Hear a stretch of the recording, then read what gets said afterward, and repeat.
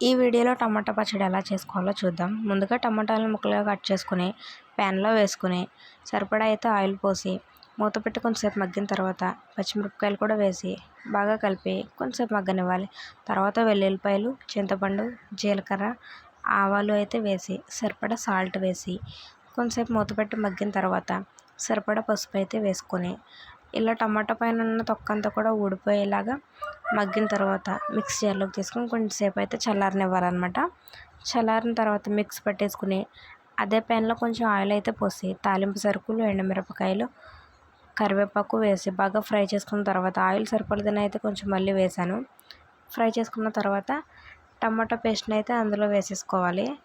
అది కూడా 2 మినిట్స్ అలా కుక్ అయిన తర్వాత కొంచెం అయితే కారం వేసుకుని ఒక 2-3 మినిట్స్ పాటు అలా మళ్ళీ కుక్ చేసుకొని దించేసుకోవడమే. పచ్చడి అయితే చాలా టేస్టీగా ఉంటుంది. తప్పకుండా రెసిపీ ట్రై చేయండి. వీడియో నచ్చితే లైక్ చేయండి. అలాగే